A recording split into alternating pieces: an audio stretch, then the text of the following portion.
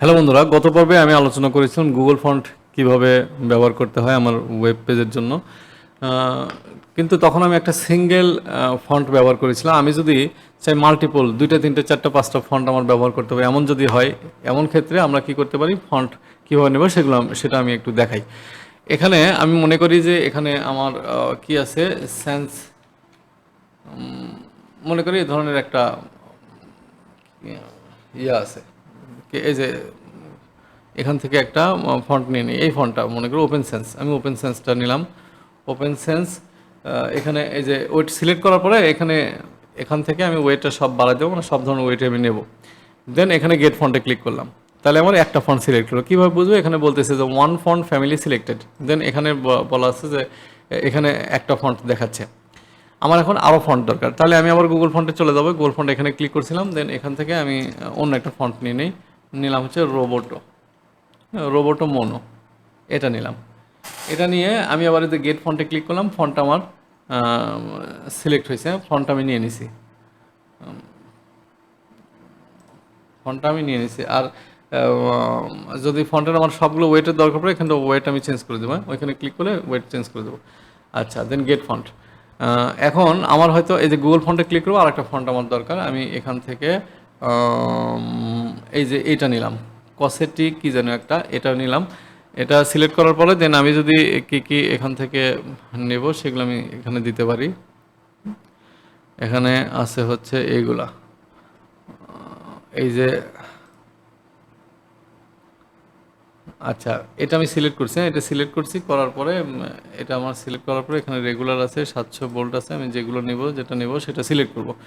করার পরে আমি এখান থেকে এই যে গেট ফন্টে ক্লিক করলাম, তাহলে এখানে দেখতেছি 3টে ফন্ট আছে। হ্যাঁ, এখন আমি কি করব, এমবেডেড কোডে ক্লিক করার পরে আমি এই যে এখান থেকে এই টেক্সটটাকে নিয়ে যে করব কি, আমার HTML এর হেডে রাখবো।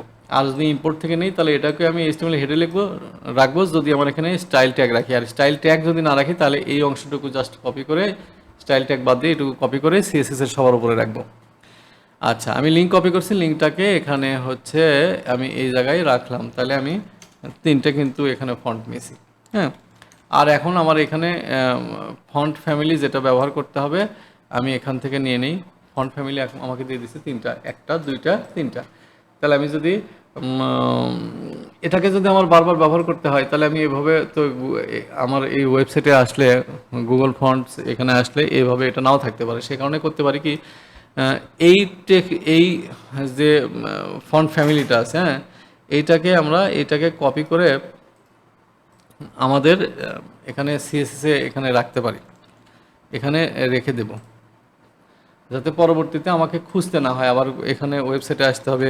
সেখানে যদি আবার খুঁজে না পাই, সেখানে যদি না থাকে, কোনো কারণে ফন্টটা ডিলিট করা হয়ে থাকে, তাহলে আমি তো খুঁজে পাবো না।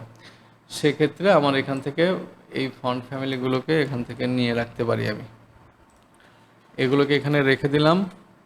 তারপরে হচ্ছে এটাকেও রাখি, এটা কি একই মনে হচ্ছে, তাহলে আবার 2বার লেয়ার নেওয়ার দরকার নাই। এটাকে আমি এখানে রেখে দিলাম। আর এগুলোকে কমেন্ট আউট করে রাখবো। মনে করি আমি রোবোটাটা, আমি এই যে কসেটি টেক্সট, এইটাকে আমি ব্যবহার করব হচ্ছে আমার এই H1-এ।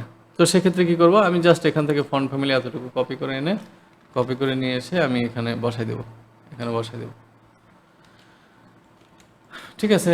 আর এটা দিলাম হচ্ছে 400। তাহলে এখানে যদি রিলোড করি, তাহলে ওই ফন্টটা আমার এখানে শো করতেছে। তো ঠিক আছে বন্ধুরা, এই ভিডিওতে আসলে মাল্টিপল গুগল ফন্ট আমি কীভাবে ব্যবহার করব সেটাই দেখালাম। আগামী পর্বে আমি নতুন কিছু নিয়ে আসব। সে পর্যন্ত সবাই ভালো থাকবেন, আমার জন্য দোয়া করবেন। আল্লাহ হাফেজ।